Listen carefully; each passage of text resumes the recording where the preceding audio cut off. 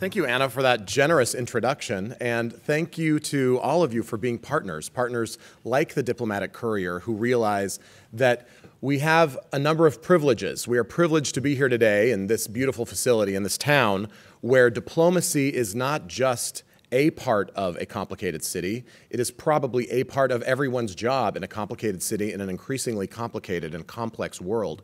So what we're talking about today and what Diplomatic Courier does on an ongoing basis and what each of you does is help redefine a sector that's being redefined by new front lines. That's why we at the United Nations Foundation, we who are proud to partner with movements like SocialGood and other opportunities that I have the ability to talk a little bit about today before I introduce our keynote speaker, that's the reason that we're excited about and enthusiastic for convenings like this one.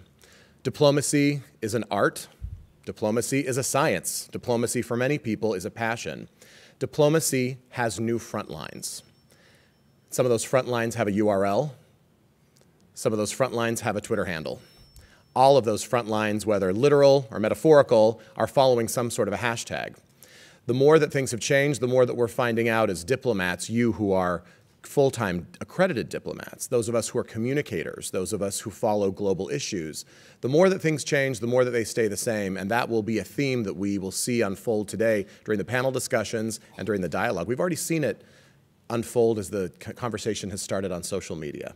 And as some of our speakers gathered just a few hours ago, as some of them began to prepare for their panel discussions, those themes remind us that as much as we talk about that which is newfangled or based in technology or exciting and different to some, it all underscores the need to make sure that we have authentic vision, keen, clear interests, and good relationships at the bottom of our discussions today. Today's meeting will show us that diplomacy plus social good, diplomacy in an era of social media, diplomacy in a digital age is a conversation that is as much about responsibility and accountability as it is about opportunity. And those three words, opportunity, responsibility, and accountability, are why we have new front lines when it comes to diplomacy, engagement, and this big, big conversation and even bigger community that considers itself experts, enthusiasts, critics of, watchdogs for, and at the end of the day, all of us students of public diplomacy. And so as students of public diplomacy today, we hope that what we'll see today is a conversation that brings us outside of the walls of this room and inside of the Twitter chats and the social media feeds of thousands of people who are following us today. I have two tasks before I introduce Ambassador Holliday. One task is to welcome and thank the SocialGood community, a community of thousands of people around the world who identify themselves as part of a connected generation and who, as part of a coalition of over 9 partners, have decided that they want to gather and convene in their communities around the world. And it has happened over 225 times to date, where people have decided that this nexus between technology and global issues is at the heart of what they do. So the SocialGood community following us around the world, following us again as part of this coalition of 9 innovative partners whom we thank and call out today, we are glad that they are part of the conversation and that their perspectives from Kuala Lumpur, from Nairobi, from all over the world will be part of a conversation that is as robust as the topic. The second task I have today is, again, to thank Anna and the Diplomatic Courier for making sure that this community, the diplomatic community, is at the forefront of constructive disruption and these conversations about how we can make the most of the tools that are at our disposal. The UN Foundation believes that we are in a critical time where change and support for global issues is more needed now than perhaps in any time in history. The global issues that we confront, whether they be poverty, hunger, empowering girls and women around the world, ensuring that we are using all of the technologies at our disposal to help advance the Millennium Development Goals and the discussion about international development and poverty alleviation and progress beyond 2015, we believe that social media is one of the key tools in the toolbox as we support the UN and support UN efforts and the efforts of countries around the world to help make a better life for the people of their countries and the people of the world. Which is why our keynote speaker is particularly adept at helping kick off this conversation. You all know Ambassador Stuart Holliday. You know him as the president and CEO of the Meridian International Center, an organization that has these very issues at its core and at its DNA. In fact, Ambassador Holliday has been working on a number of these issues for years. He is an expert when it comes to exchange, diplomacy, people-to-people connections, and what happens when global leadership is taken to scale. The Meridian International Center works closely with the U.S. Department of State and other U.S. government agencies, NGOs, international governments, and the private sector to create global leadership programs, partnerships, and initiatives that help strengthen international cooperation on those very issues that I discussed before, including security, energy, economic development, entrepreneurship, global health, and culture. In other words, the global to-do list, the to-do list that brings us all together today. Ambassador Holliday served as U.S. Ambassador for Special Political Affairs at the United Nations from 2003 to 2005. He has worked in the U.S. government in key postings, including as a key diplomat and as part of U.S. administration's efforts to work on these issues. As Special Assistant to the President and Associate Director of Presidential Personnel at the White House, he knows what it takes to have a diplomat in a key post who knows how to use new tools. It's a pleasure and honor to introduce Ambassador Holliday today for this conversation. I know that he will challenge us on a topic that is as challenging, as big, and as exciting as the opportunities that bring us together today. Mr. Ambassador. Wow, what an introduction, Aaron. Thank you very much. Good morning. I would like to say that the business breakfast is a unique Washington phenomenon. I've tried this in Madrid, and it doesn't work. But I applaud all of you for having the ability to commit the time and the effort, and I'd like to congratulate the UN Foundation, the Diplomatic Courier, all the partners, the Digital Diplomacy Coalition, Ronald Reagan Building. Great work. I thought I would talk a little bit today about the past for us to understand how these frontiers of technology could be used to help strengthen our engagement. I think it's important to understand that humans are storytellers. That's how we operate. We experience things, we create beliefs, and then we make decisions. We have perceptions about whether those decisions are going to be in our interests or not. And this is not something that's really learned. This morning I woke up in my house. I have a 13-year-old and an 11-year-old boy. And I heard the following exchange. You came into my room. No, I didn't. I was here first. You took that. Yes, I took it. It's mine. I had it first. You're going to get in trouble. No, I won't. Were we talking about the Ukraine? What are human beings really talking about, right? The experiences that we have that shape who we think we are. So if we're going to talk about American diplomacy in the 21st century, we have to understand who we are first. What is the storytelling narrative that Americans believe that creates the policies and the ideas which are then extended through social media, that are extended through communications tools? America was founded, really, on a couple of basic premises. One is that we didn't like to be taxed, and the second is we wanted religious liberty. We wanted to be independent from the constraints of societies which told us we couldn't do something because of who we are. The exception to that, of course, was our terrible experience with slavery, which we corrected far too late. But if you look at the founding documents of the United States, Rick Stengel was sworn in at the State Department as our Undersecretary for Public Diplomacy, and he talked about this idea that, is it bad to say America is exceptional? Well, it is if you say that America is always right, and we believe we're right. But it's not bad if you say that America is an experiment the best experiment so far in our world of a self-correcting process. America is a process of how do you achieve fairness? How do you achieve an understanding of the universal rights of men and women to pursue happiness, to pursue, in many cultures, this idea of happiness is not even at the forefront of their national identity. But we're a country that's formed on that basis. So let's look at public diplomacy.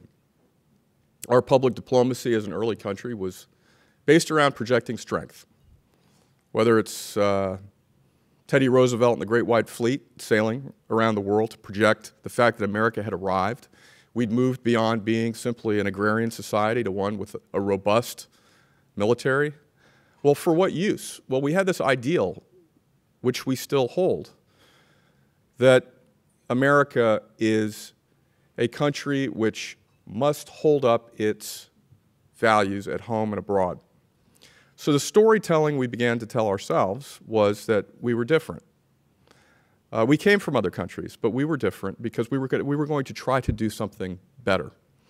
But there was always a strain of conflict in our foreign policy between those that looked at the entanglements and they remain today. You look at the debate on Libya, on Syria, that the entanglements that could draw us into conflict are costlier than the cost than the price of engaging in alliances, in treaty relationships, in trading relationships.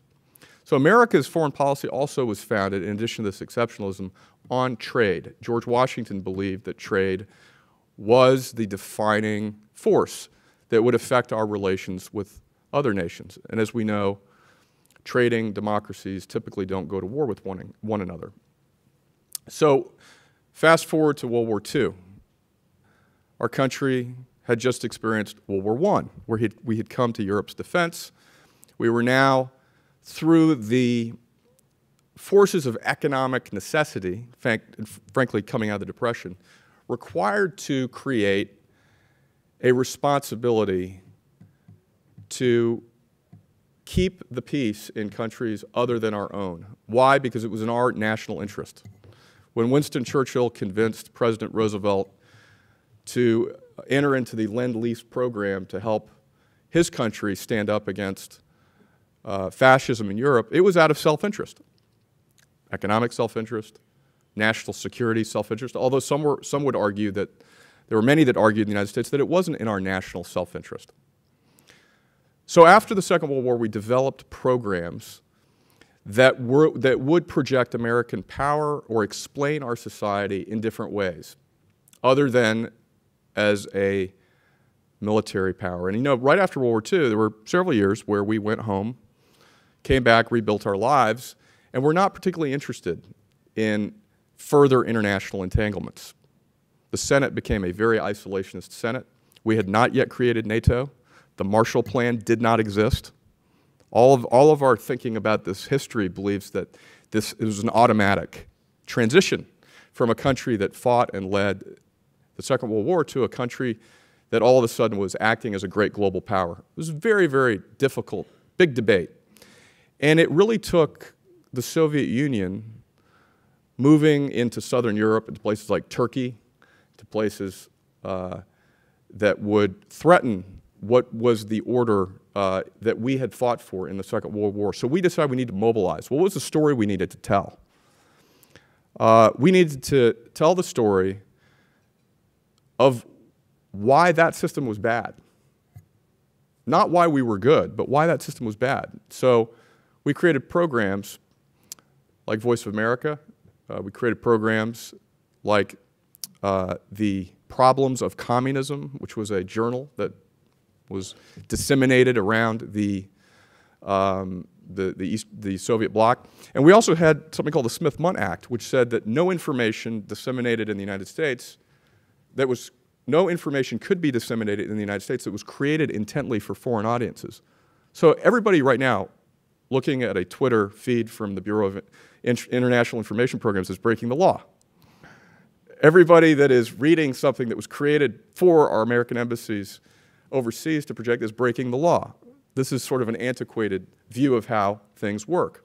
Nonetheless, America was always worried about public diplomacy coming back and influencing American domestic public opinion. Because remember those founding ideas, that storytelling narrative about who we are, is we mistrust power. Even though the world sees us as the great global power, we ourselves mistrust power. We're very conflicted about the role of government. So if you look at this question of storytelling, I'd like to just share a little bit of my story as a way to kind of set up how I have shaped my perceptions about who we are and what we need to do. I was very lucky. I was born to a wonderful family that had the opportunity to travel and serve overseas in the U.S. Foreign Service. So my formative experiences were seeing things through the eyes of others in Africa and Europe and the Middle East. I served in the Navy at the end of the Cold War, at a chance where I was told, going into the Navy, that glasnost and perestroika were tricks. They were designed to let our guard down. So I began to see, my narrative storytelling is, well, what doctrines emerge may not always be formulated and based upon reality. We've been wrong as much as we've been right on many of the big questions, foreign policy, the questions of the day. Later, I had the opportunity to serve in government. Again, I saw how challenging it is to change. It's a lot quicker to change policy than it is to change the underpinnings of the programs that execute that policy. And that gets back to something that I think I picked up on in the beginning, which is the gap between what people see are our values and how we carry them out. When you look at how America perceives the world and how the world perceives America, we do a lot of work with the Gallup organization. And you see this interesting phenomena where, you know, we're at about 46, 47% approval of U.S. leadership. In countries, obviously, that are in conflict or have been, have had grievances against the United States, those negatives are much higher. But what are they really saying? Because if you ask them the same question, they would all move to the United States. They would come here and live.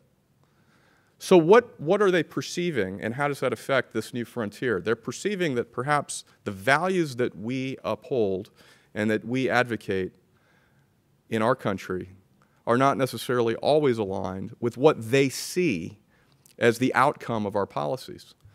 Now, I would submit to you that we believe that our policies are correct. They're the manifestation of what people in the United States, we hope, are saying would lead to greater prosperity and security, not just for us, but for other people. And so we've been a generous country. We've been a generous country in terms of foreign assistance. I know the argument about Scandinavian countries having higher per capita, you know, but I'll take our gross dollar amount over their per capita with all due respect. We should make sure that people understand that foreign assistance is not, you know, 10% of our GDP like people think it is in the U.S. It's less than 1%. But they're also more private philanthropy from the United States to other countries than there is foreign assistance. That's a unique thing. It's a really unique attribute to the United States, and it reflects this idea of who we are as Americans. And we have the opportunity going forward to not necessarily frame issues as, let me explain to you why I'm right. Let me explain based upon my storytelling in my head. And your storytelling may be completely different. But how do you change somebody's mind? You usually, even if somebody agrees with you, that little voice in the back of their head is saying, yeah, I know he's saying this, but what is he really saying this for? Is he being paid to say this? Is this helping him out? Or does he have an ideology that he's trying to expand that will dominate my economic interests, or he or she? And I'm saying that what we need to get down to is shared and aligned outcomes. And when we think about social media, if you look at Voice of America, why it worked was people didn't have other sources of information, legitimate, credible sources of information. And so if you were behind the Iron Curtain and you had your little radio and you listened to it, that was where you were getting your news. So now the kid with the cell phone is getting their news from anywhere. Well, what does that represent? We will no longer be able to control the pipe. We can't control that pipe to the human mind. That's not something we can do anymore. So what do you have to do? You have to tell stories about your future that align with the stories that they want to tell about their own future. And again, looking at our work with Gallup, what do people want most? They want security. Basically, be able to go outside. They want security. The second thing they want is obviously food and shelter. And the third thing they want are strong institutions. Right? These are the drivers of GDP. When we look at GDP, we always say, well, how's a country doing? Well, GDP in Tunisia was on the rise right before the revolution. But what did it not take into account? That people were suffering because they did not feel good about their future. And so what America can do, really, if we can get out of the 2-year budget cycle a little bit and pull our heads up and understand that the world is watching us every single day, is not talk about the next 6 months, you know, the next summit meeting, the next presidential visit. But George Shultz, I think, said diplomacy is like gardening. You have to do it every day. You have to tend to it every day. And what countries and people around the world want is to understand that we're engaging with them on an ongoing basis when we don't have a problem, when we don't need something from them. Right? That's like any relationship. Oh, now you call me. You want to fly across my country. You want air rights to go into strike in this other country. But, okay, you're calling me now. What about all the things that we can do together? So I would just like to say that we need to understand, as we have this new era of social connectivity, it's still not going to change how people think about what they're reading. And so what the content is that goes into what they're reading is absolutely critically important. And that what they want to do is to engage on a two-way basis. They want to collaborate with you. They want to be heard. Again, a number one grievance traditionally about Americans and America in the world is that we're not good listeners. We don't take their views into account. Most of the time, but not always, a country or a population wants to be heard. They don't necessarily expect us to agree with them, and we don't expect them to agree with us on everything. But they want to feel valued, and they want to feel heard. So that's a very important thing, which is it's not just transmit. You know, okay, we've got a new rollout for a approach to biofuels, and we need to flood the market. No, it's let's think about what joint research and development programs we can do on biofuels. What academic exchanges can we develop so that we get the best from all over the world? America, while we still have the best higher education system in the world, has not invested in innovation and research and development like some other countries have, including some of our competitors. And so we need the best minds, we need the best ideas from everywhere.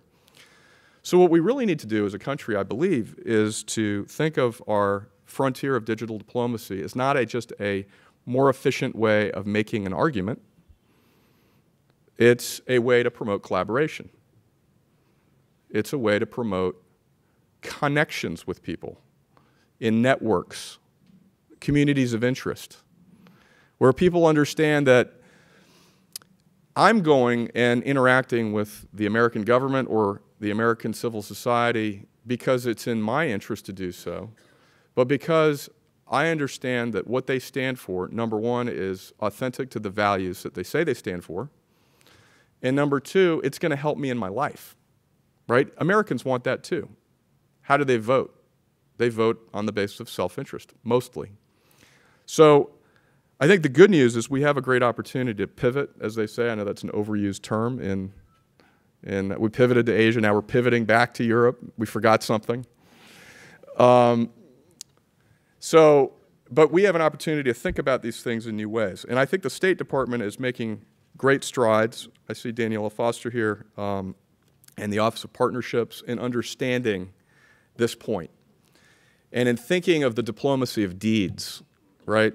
Because the storytelling that you use when you're experiencing something and actually interacting with an American counterpart or peer is very different than simply reading a better crafted argument about why you're correct, why your point of view is correct, right? That's what we can do, is we can create these channels of communication, especially with young people, that are so important.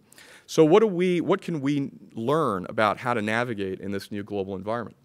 Well, at Meridian, we have something which was politely called out, called the Global Leadership Institute. And what we are seeing is that in the old days, they were foreign policy schools, taught you how to think about containment and those kinds of things.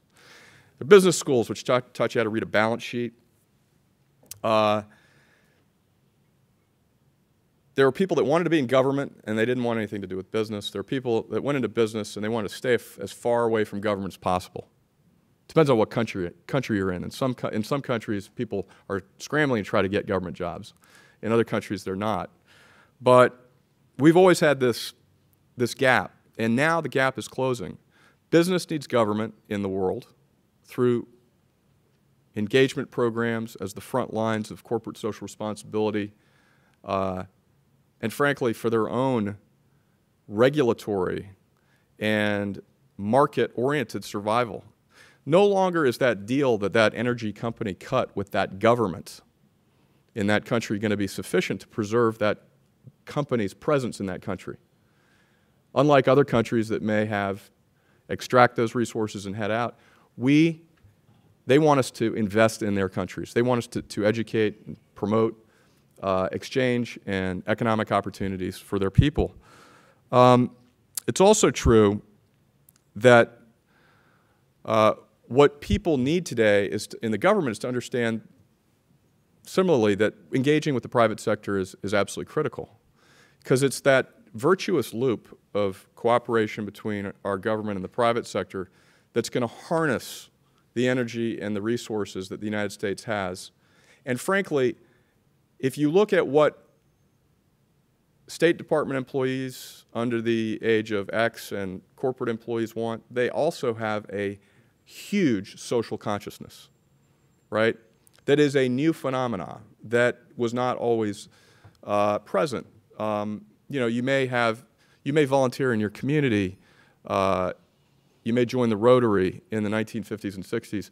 What are you doing now? Well, people want to go to Rwanda and volunteer. They want to go to India and volunteer. They want to do things around the world to help people. And they see things and they want action on them. And so they're much more socially mobilized to do that. So we can, I think, look at certain attributes in the public or the private sector that constitute what we think are effective global leadership skills for the future. First is understanding the importance of values. We've talked about values today. The values of respect, the values of tolerance. These kinds of things are very important. And frankly, ethics. We overlook ethics a lot, but people see right through actions that aren't tied to sound, ethical, and moral principles. Knowing what people want. We need to do a much better job before we act, whether it's a business or a government, of understanding what the people on the ground want for their own future. They may be happy with the government in their country. They may not be. They may be worried about corruption. They may be more interested in efficiency than they are in democracy. We need to get our heads around that and how that works for us. Understanding context. Almost everything, this gets back to the storytelling, context, which is tied really to culture. What is the perceptual experience that is being used to understand the statement, the policy, the idea? And that's also foundationally driven by what is the culture in that country. And the culture can be not only a linguistic or ethnic or anthropological thing, but it also can be, did somebody go through a tsunami, or did somebody go through a war? All these things shape how people react to things, and understanding local context is much more important today. The ability to engage stakeholders. All of our public diplomats and private diplomats need to be able to forge coalitions, create partnerships, and to work across sectors. This is going to be critical. We've talked about effective communication. Again, perception is frequently has a huge effect on how people actually see things. We know that from the debate on foreign aid. We know that in countries where despite all the facts and all of the programs that we've established, the perception is different, right? There's a trust factor.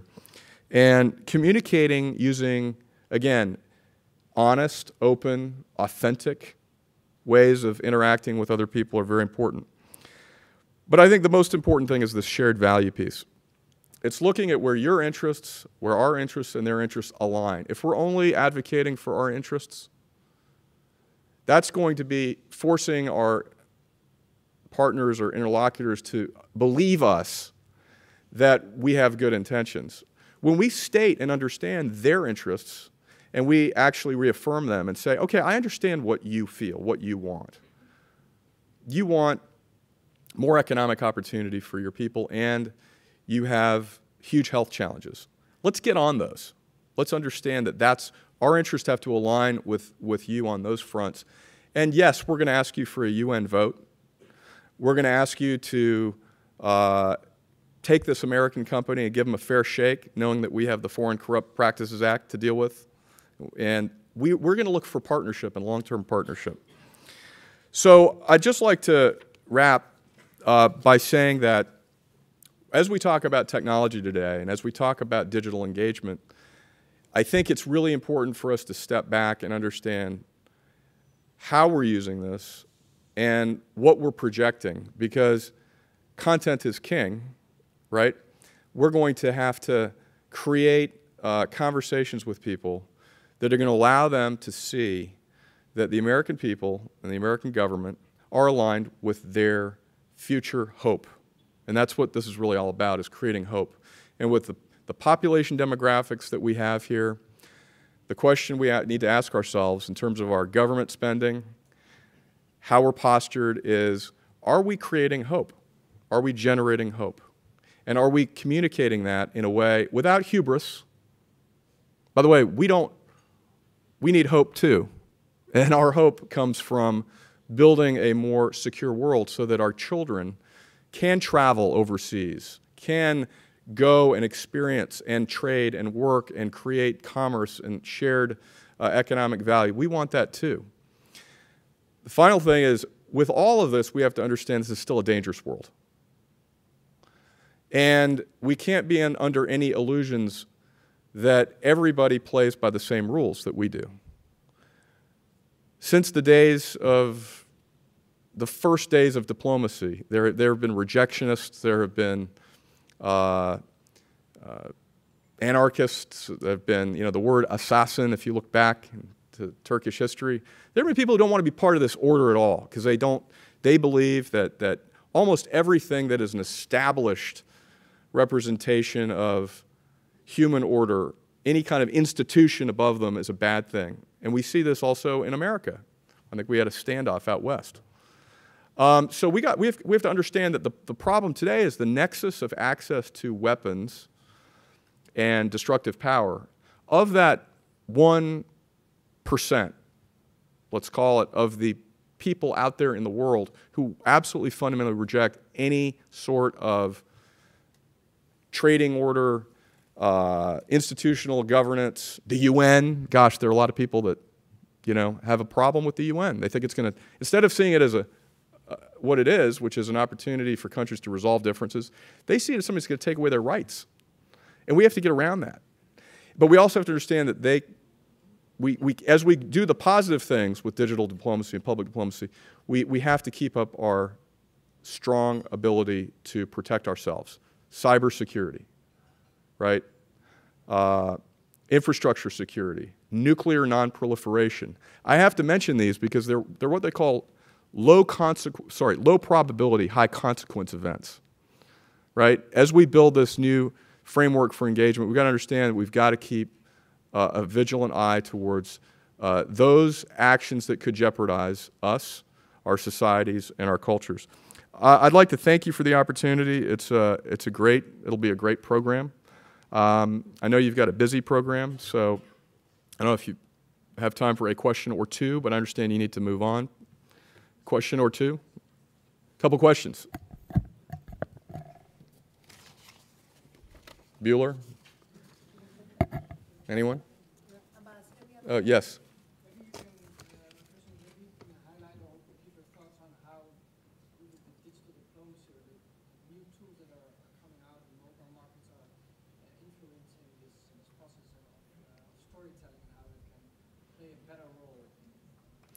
Well, that's a very good question. I think there are people here who are better equipped to answer it than me.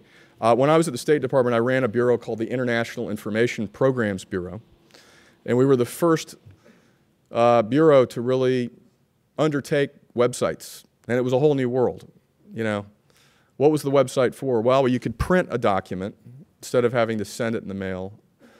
Some people looked at it, but it was always thought of as the and but, right? So my wife's in the public relations industry, and I talked to her the other day about op-eds, and I said, well, what's the value of an op-ed? She said, it's huge. I said, well, what's the value of an op-ed in print? She said, it's huge. I said, what's the value of an op-ed on the web? She goes, it can be huge. So in the old days, that was less important somehow. Now that's gone. We know that's gone. Those days are gone. The opportunity really is mobile technology. I believe it's the ability to do not only for America to provide through AID, really, and other agencies, whether it's medical testing devices, ways of locating, refugee assistance, all these different things that the tool can actually be for action. And I think we need to link and understand that part of our diplomacy is linking the actions and telling the stories about what we're doing. In terms of the social networking piece, I think you have this broad brush view that, especially after the Edward Snowden issue, that the government should not be necessarily a party to these networks. I think we need surrogates, people who understand how to create communities online that have a purpose, right? It's fine to say, I'm going to meet you at the Starbucks at 8. My son, again, my 13-year-old, I rue the day I ever got him a cell phone, but he's on that thing all the time. But it's really to create these networks and apply them for things like, okay, I'm an Egyptian entrepreneur who has an incubator for startups. I need to understand how to do a business plan. I need to understand how to create a program where I can access the best of knowledge in the United States of how I can scale my business and get access to capital. I would hope that instead of waiting to go through the magnetometer at the United States Embassy and walking through 4 layers of security, taking your shoes off and getting that the United States will be able to engage with this person where they are. And I think that's a very powerful tool. One more question? We have a question from Cambridge, UK. This came in from the live stream. Oh, from Cambridge. Uh-oh, I better be on my toes. I was at LSE grad, so. What are the principles and the most important values in cultural diplomacy of the U.S. between America and the Middle East? In the Middle East? It's a good question. So, cultural diplomacy, Middle East. The Middle East was one of the first places that could acquire reruns on American television. The A-Team, the Dukes of Hazzard, these shows that people watched in the 70s. Because why? They were less expensive to buy. So even though the Dukes of Hazzard was actually based on Shakespeare, it still tells a story of kind of a country that the individual is king. So when I travel in the Middle East, what we talk about is individual liberty, and we think that's a very strong thing. What some people in the Middle East wonder is what's happening to the American family?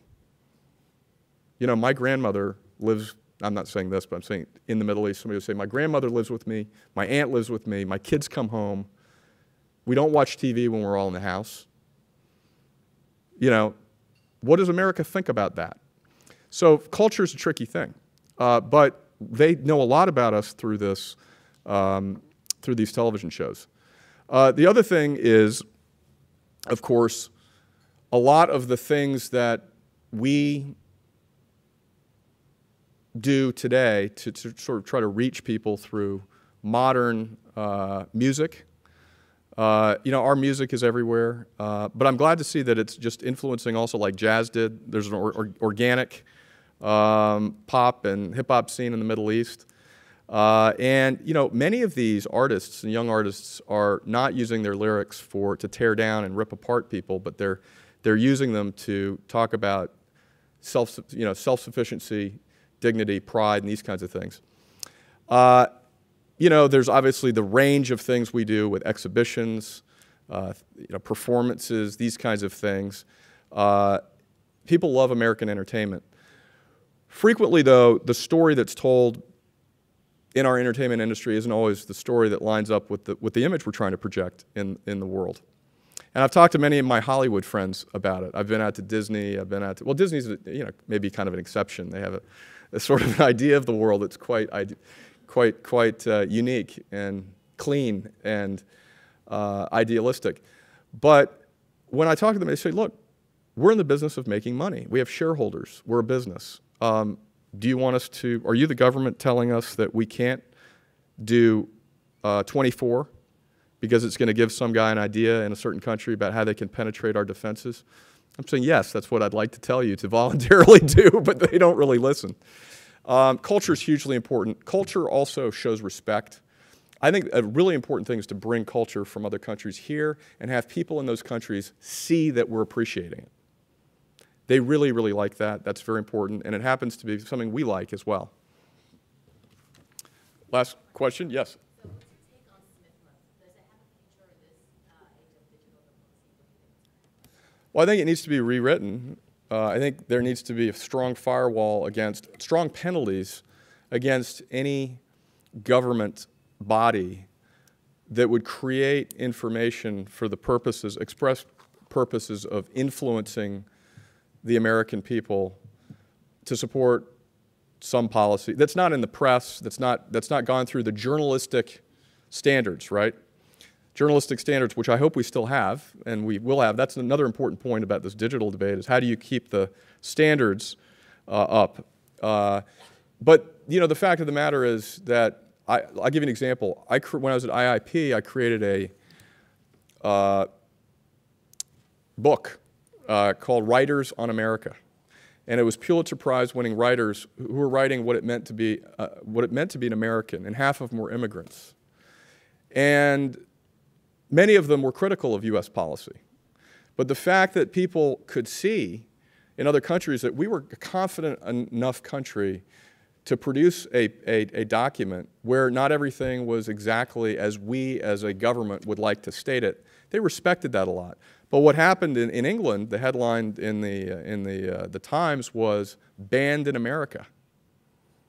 So what they concluded was the gotcha story was, hey, great that America's produced this content, great story, self-critical, but Americans can't legally read this.